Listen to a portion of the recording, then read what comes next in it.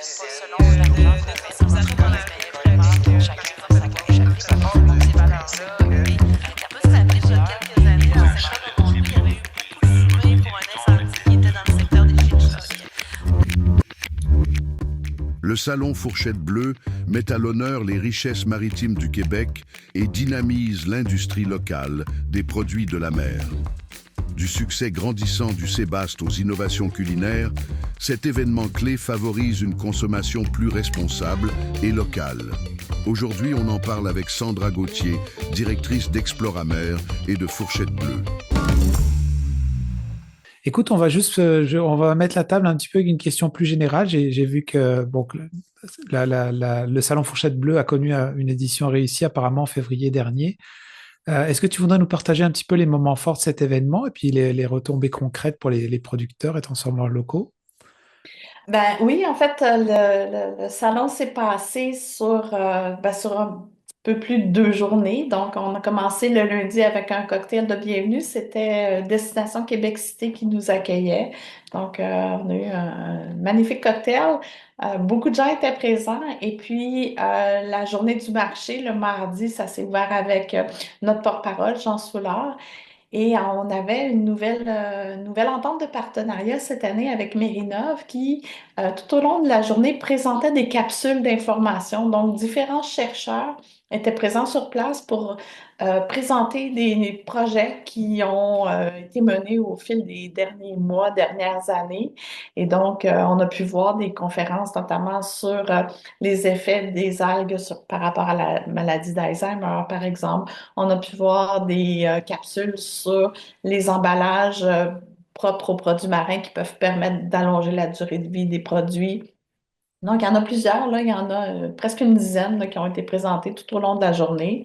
Et parallèlement à ça, se tenait le marché de poissons. Donc, ça, autrement dit, c'était les gens dans les kiosques, les vendeurs de produits de la mer. Donc, on avait des pêcheurs, on avait des usines de transformation, puis on avait des gens de deuxième, de troisième transformation qui étaient là pour présenter leurs produits aux acheteurs qui nous visitaient. Donc, les acheteurs, il y avait des chaînes de supermarchés, il y avait des restaurateurs, il y avait des poissonneries, il y avait des distributeurs. Donc, c'était un beau mélange tout au long de la journée. Et puis, en soirée, c'était le souper banquet avec la remise des prix Fourchette Bleue. Donc, à chaque année, on remet 3 prix. Cette année, il y avait en plus un prix coup de cœur du jury. Donc, on a pu célébrer, en fait, le travail et le savoir-faire de nos artisans de la mer pendant cette soirée-là.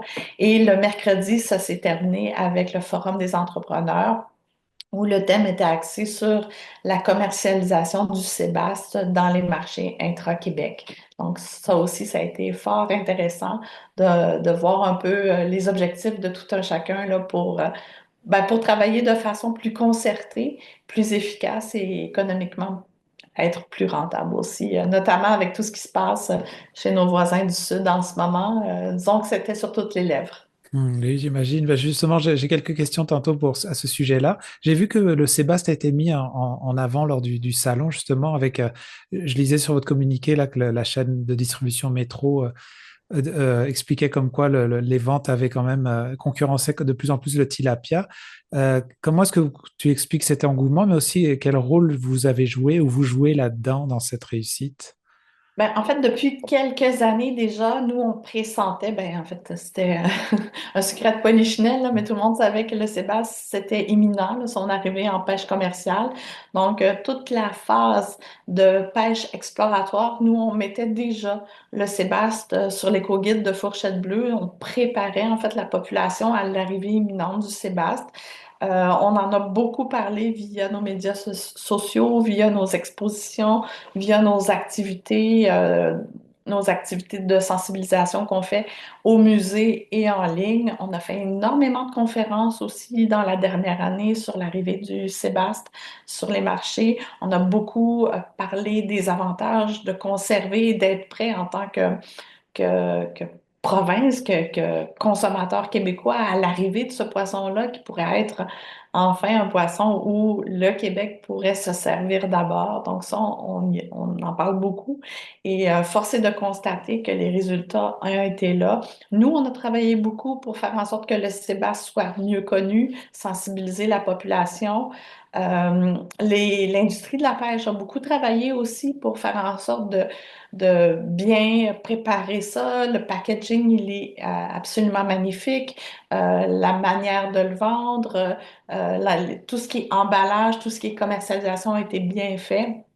Et Métro aussi, ils nous en ont parlé justement pendant le salon. Ils ont expliqué quel a été leur plan de match pour faire en sorte que ce poisson-là, ça soit un succès. Donc, ils ne l'ont pas juste mis en tablette, ils ne l'ont pas juste mis en circulaire, mais ils ont fait beaucoup d'éducation à leurs consommateurs aussi dans leur secteur de poissonnerie. Donc, je dirais que c'est vraiment des efforts concertés qui ont permis ce succès-là. Et pendant le salon, ben, Métro a annoncé qu'il voulait un peu justement faire du pouce sur le succès du sébastien et intégrer une autre espèce marine du Québec pour suivre les traces du sébasse. Donc, si la tendance se maintient, si tout va comme prévu, ben, dans les prochains mois, dans la prochaine année, on devrait voir apparaître du crabe commun, du Saint-Laurent dans les étalages de métro. Donc, ça, c'est une excellente nouvelle aussi. Oui, puis là, c'est un bon exemple de consommation locale des produits de la mer et ça rejoint un petit peu le commentaire que tu as fait justement avec ce qui se passe avec nos voisins du Sud. Est-ce il y a des inquiétudes à ce niveau-là? Puis est-ce qu'on peut savoir quel est le pourcentage de produits qui sont exportés parmi tous ces transformateurs, on va dire déjà à l'extérieur du Québec? Et est-ce que c'est possible de ramener tout ça à une économie plus locale, de le pousser un peu plus si jamais c'était le cas? Ben, dans les dernières années, les chiffres, là, j'ai pas les chiffres les plus récents nécessairement, mais on parlait d'un peu plus de 80% de nos produits marins qui sont exportés vers l'étranger. Ah On oui. en importe 89% de ce qu'on mange en termes de poissons et fruits de mer au Québec, c'est des produits qui viennent de l'étranger. Donc, si on faisait un calcul mathématique très froid, là, on n'aurait même pas assez de tout ce qu'on pêche au Québec pour nourrir le marché québécois. Donc, de toute manière, il faudra en importer de l'étranger. Et inversement, ben, ça m'étonnerait qu'un jour, le Québec mange autant de homards qu'on en pêche dans le Saint-Laurent. Donc, c'est sûr que il y aura toujours un peu d'import-export, mais force est de constater que oui, on peut augmenter le marché intra-Québec. Il y a beaucoup d'espèces qu'on exporte sans même que le marché québécois ait eu le temps de mettre la main dessus. Et c'est un peu ça qu'on veut explorer davantage, notamment avec le crabe commun. Donc, ça fait pas longtemps, ça fait vraiment quelques années seulement qu'on entend parler que ça se pêche, le crabe commun au Québec, que ça se transforme.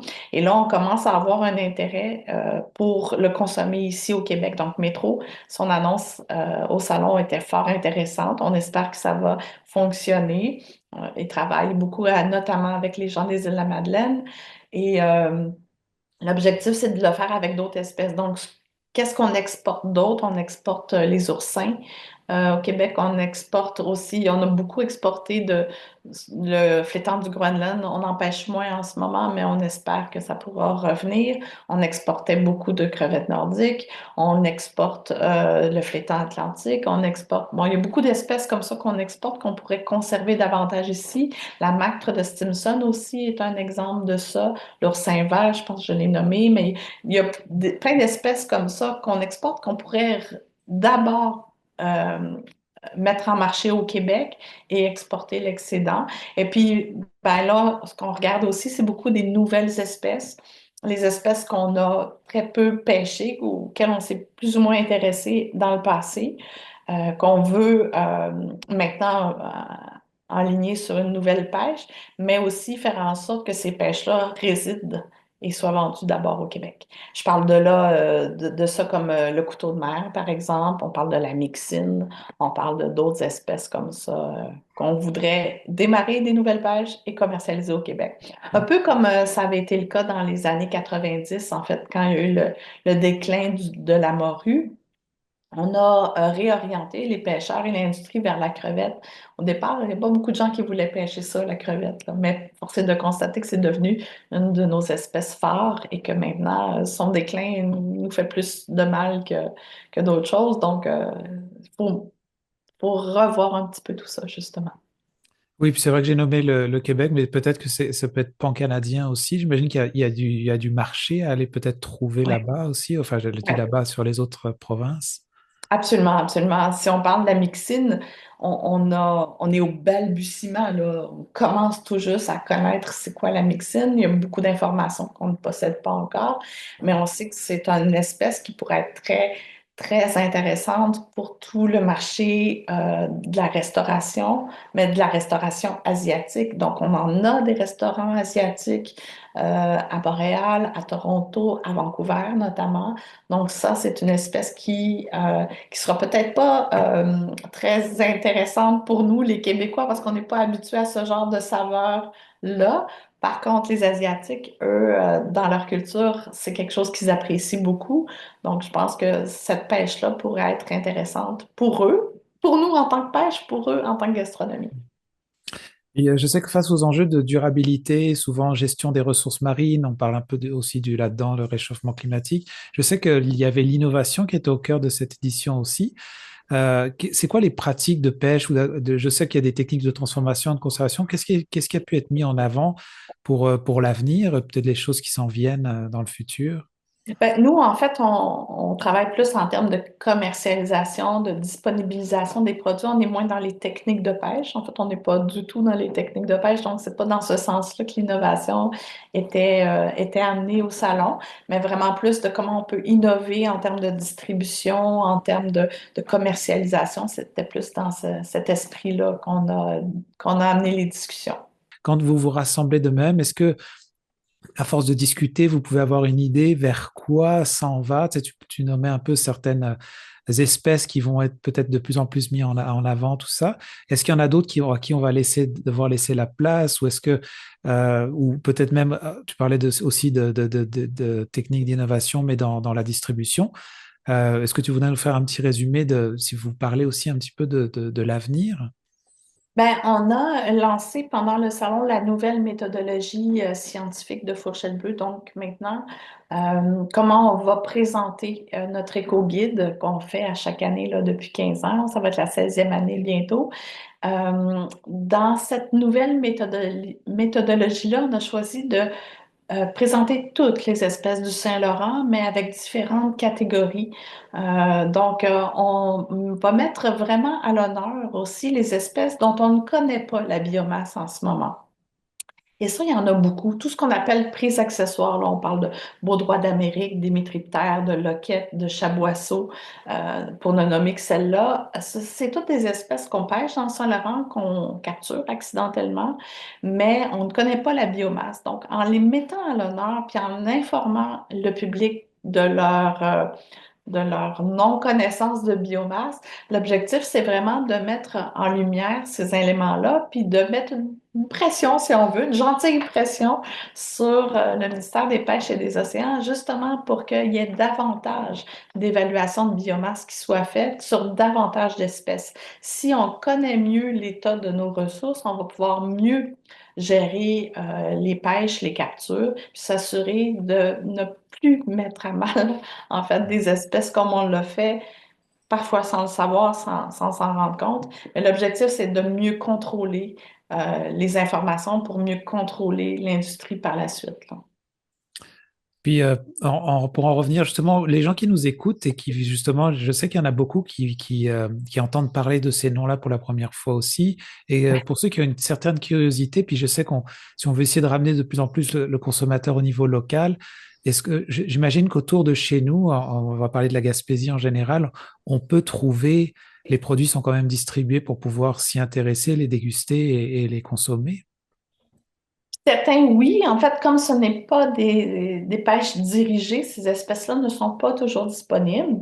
Donc, ce qu'il faut faire, c'est de vous rendre dans une poissonnerie, puis demander ces espèces-là. C'est une manière que moi, je fais depuis plusieurs années. Je me rends à la poissonnerie, je laisse mon nom, mon numéro de téléphone et les espèces que j'ai envie de manger durant l'été. Et puis, quand ils en reçoivent, ben, ils me téléphonent. Donc, et souvent, ces espèces-là sont vraiment abordables parce que justement, elles sont méconnues. Et comme c'est des prix accessoires, ben, ça peut être vraiment très intéressant parce que ça évite le gaspillage, le rejet aussi de ces espèces-là qui, de toute manière, une fois sur le pont du bateau, sont déjà mortes. Donc, Mm. il vaut mieux les vendre et avoir une rémunération pour ces espèces-là que de les rejeter à l'eau, tout simplement. D'accord. Est-ce que pour terminer, tu voudrais nous parler un petit peu des lauréats? Parce que je sais que bon, nous parler pourquoi ils ont été sélectionnés, pourquoi les avoir choisis eux, puis c'était quoi les catégories? Oui, en fait, trois catégories. La première catégorie, capture et cueillette, c'est Varec Phare Est de la Haute-Gaspésie, de la région de la Marque, qui ont reçu le prix. C'est une petite entreprise d'économie sociale, en fait, qui fait partie de la coop du Cap, qui a remporté ce prix-là pour la cueillette de ces algues. C'est le modèle d'affaires, en fait, qui a vraiment interpellé le jury. Ça fait 20 ans que la coop du Cap existe, incluant Varec Phare Est, et il se taille une place très intéressante pour la région de la Haute-Gaspésie.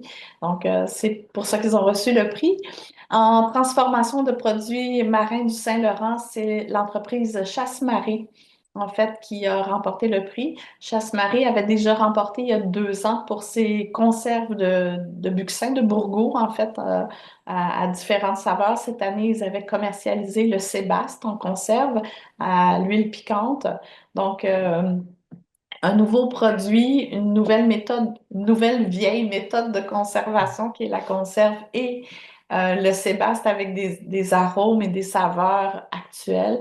Mais ça a vraiment été un des coups de cœur du jury par rapport à cette catégorie-là et c'est pour ça qu'ils se sont remportés le prix. Et le prix mise en valeur, la catégorie mise en valeur, ben, en fait, on est vraiment sorti de notre zone de confort. C'est la cafétéria de l'Université du Québec à Montréal, donc la cafétéria de l'UQAM qui a remporté le prix. L'UQAM a énormément travaillé cette année pour intégrer Fourchette Bleue à son menu de cafétéria. 2 recettes, notamment avec du sébaste et l'autre avec des algues. Leur lasagne d'algues, apparemment, elle est absolument délicieuse. Donc, depuis 1 an, les étudiants du CAM mangent Fourchette Bleue toutes les semaines. Donc, c'est pour ça qu'ils ont reçu le prix Mise en valeur.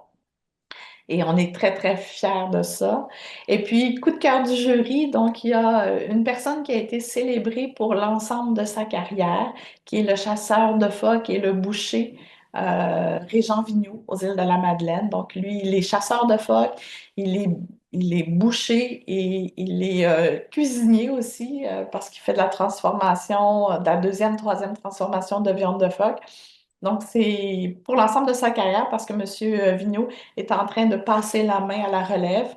Donc, on voulait souligner là, son apport important parce que si on mange aujourd'hui de la viande de phoque de cette qualité-là au Québec, ben c'est grâce à lui.